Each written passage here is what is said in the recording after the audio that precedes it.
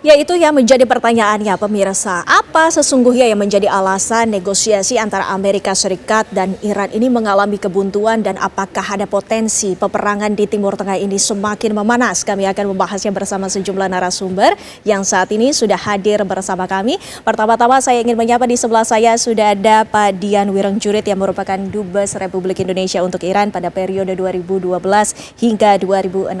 Selamat malam Pak Dian, terima kasih sudah hadir kembali bersama kami. Sehat? Selamat malam Mbak Windy, sehat. Selamat malam pemirsa. Baik, langsung saja kami juga ingin menyapa di sebelahnya sudah ada Mas Mulawarman Hanase yang merupakan dosen kajian Timur Tengah dari Universitas Indonesia. Selamat malam Mas Mulawarman, terima kasih sudah hadir.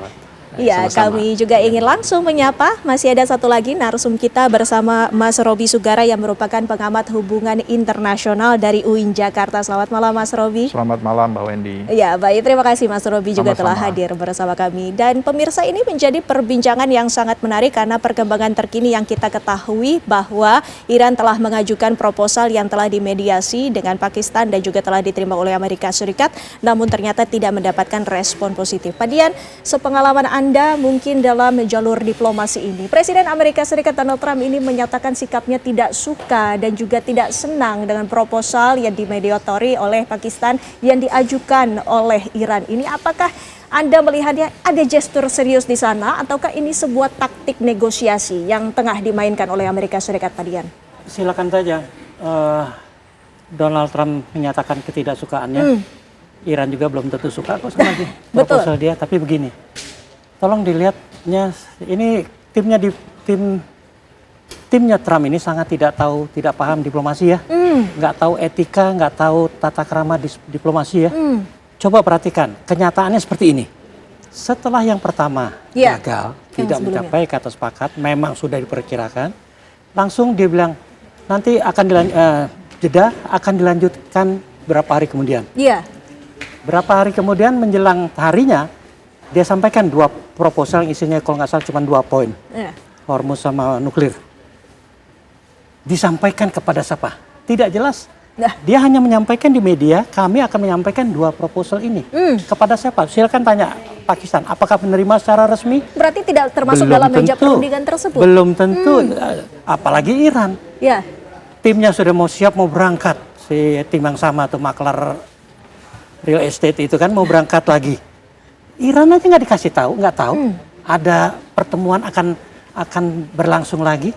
Pakistan tidak secara resmi setahu saya mengumumkan ronde kedua akan dimulai segini, kedua pihak akan hadir.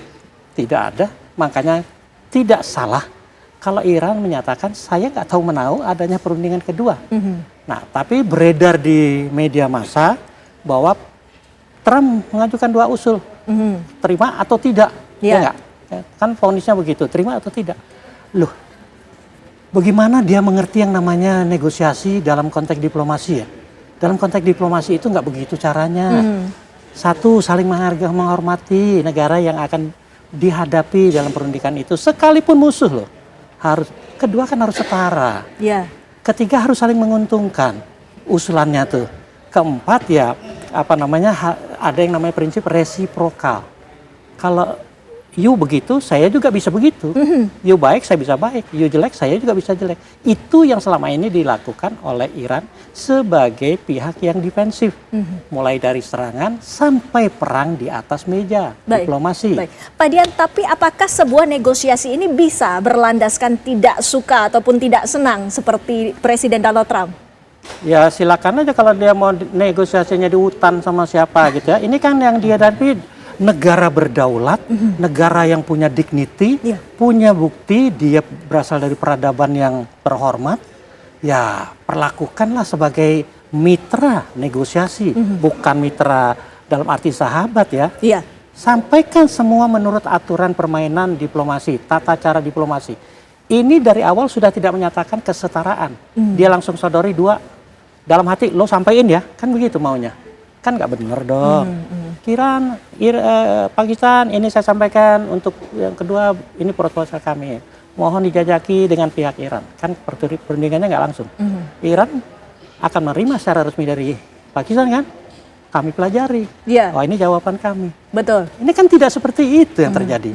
cuma diumumkan ini Trump sudah mengajukan usul. Ya silakan aja usul ke siapa, mau usul ke Greenland, mau ke Antartika, silakan aja. Tapi nggak menyebut, itu serius sudah tidak menyebut. Nama saja sudah tidak menganggap, artinya dia merasa, nih lo jalanin sendiri, lo ngerti ya. Cara Trump seperti itu sampai kapanpun tidak akan dapat diterima secara diplomatik atau aturan tata negosiasi yang sesuai kaidah. Baik. Mas Mula Warman, jika kita lihat perkembangan terkini, sesungguhnya apa yang menjadi masalah dalam proposal yang diajukan oleh Iran melalui mediator Pakistan dan juga telah diterima kabarnya oleh Amerika Serikat, namun ternyata Presiden Amerika Serikat masih juga menyatakan tidak suka. Mas Mula Warman. Ya, Mbak Windy, poinnya adalah belum ada titik temu kompromi antara keduanya, terutama dalam proposal baru yang lagi hangat diperbincangkan saat ini. Kalau dalam bahasa orang Timur Tengah itu belum ada tanazul, belum ada titik-titik kompromi, semua masih membawa kepentingannya dan tidak ada ya tanazul itu tadi. Tetapi itu pertama ya, itu pertanyaan pertama. Tapi kalau kita berbicara tentang bagaimana kemudian ke depan setelah mengalami kebuntuan, setidaknya ada 3 skenario yang bisa saja terjadi. Pertama, skenario pertama bisa saja terjadi perang yang lebih besar, karena untuk mengalahkan Iran itu Amerika harus melakukan eskalasi agresi yang lebih besar lagi. Tapi pertanyaan, apa itu mungkin atau apa bisa dilakukan oleh Amerika kalau melihat yang terjadi saat ini? Justru Amerika kenapa mengulur-ulur, mengundur, menunda terus memperpanjang gencatan senjata, karena itu alamat ketidakmampuan untuk melakukan eskalasi atau perang yang lebih besar. Bukan karena memang lagi bersiap-siap gitu. Ya, saya melihatnya karena kebingungan, tidak mampu untuk melakukan perang yang lebih besar dari yang pertama. Ditambah lagi konteks internal, politik internal Amerika itu di Kongres itu kita melihat di berbagai media survei, lebih dari 60% yang tidak sepakat, yang menentang agresi tahap kedua. Nah, itu yang tahap pertama. Kemudian yang kedua, ke depan ini bisa saja bukan terjadi perang besar, tetapi terjadi perang dingin, Cold War yang berkepanjangan. Nah, jadi nanti kedua kekuatan-kekuatan besar dunia itu hanya bermain, saling menekan dalam konteks Hormuz misalnya. Jadi sekarang ini kan Amerika berupaya untuk mencari dukungan di NATO. Kemarin NATO mengeluarkan pernyataan bahwa ini Iran harus membuka Hormuz demi maslahat bersama, maslahat global. Ini kan satu contoh model perang dingin yang mulai terjadi. Kemudian Iran kita tahu ke mana, ke Rusia. Jadi banyak yang memprediksi bahwa tidak mungkin lagi terjadi eskalasi besar seperti yang kemarin, bahkan lebih besar. Tetapi yang terjadi adalah perang dingin berkepanjangan antara berbagai macam kubu. Kita tahu di Iran ada di belakang Iran ada Rusia, ada China dan sebagainya, lalu kemudian Amerika dengan sekutunya. Kemudian skenario yang ketiga, dan ini sebenarnya yang kita harapkan tapi sangat susah untuk terjadi. Yang skenario yang ketiga itu bagaimana terjadi kesepakatan dengan mengakomodir tuntutan masing-masing. Iran misalnya diakomodir tuntutannya agar terjadi gencatan senjata permanen, lalu kemudian dicabutnya sanksi.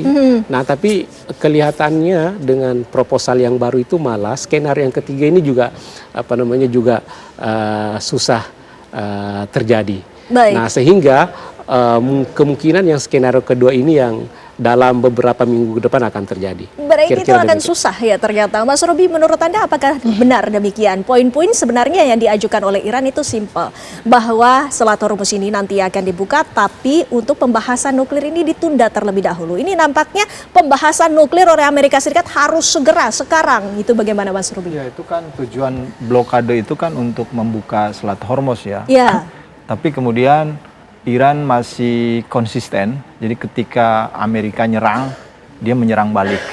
Jadi kalau mau dibuka Selat Hormuz, buka dulu dong blokadenya, Ya. gitu dia mengatakan. Tapi saya melihat sebenarnya ini ada perbedaan persepsi ya di antara kedua belah pihak.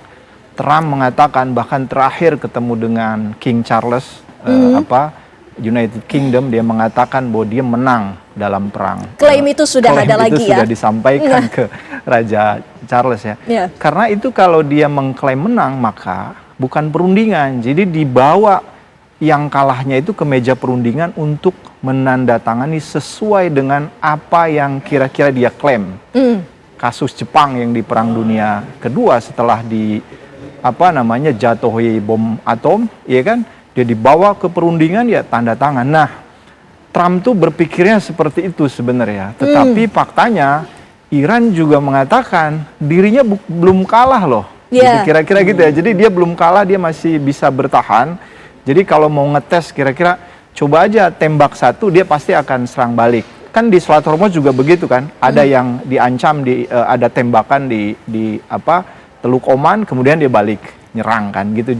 Jadi polanya kurang lebih seperti itu. Nah, saya melihat bahwa ke depan itu justru kalau perang akan kemudian menyebar ke lebih ke arah militer lagi atau serangan itu sangat kecil ya kalau liatin dari beberapa faktor-faktor yang kemungkinan itu akan susah kemudian Amerika melakukan serangan-serangan militer lagi kecuali dia memenuhi keinginan Israel. Kalau Israel ingin meratakan Iran ya. Nah, tetapi saya justru melihat bahwa itu tidak khawatir. Justru saya malah khawatir di negara kita ini ada polarisasi pro Iran dan pro Amerika. Meskipun pro Amerika yang sangat sedikit. Saya melihat ada perkembangan juga itu sudah mulai agak kasar nih yang pro Iran. Tapi pertanyaannya kemudian yang kita juga harus dalami dengan adanya eskalasi di Selat Hormuz ini. Apakah lantas salah satu yang menjadi satu-satunya solusi adalah dengan negosiasi? Nanti kita akan bahas lebih lanjut pemirsa selepas jeda pariwara berikut ini.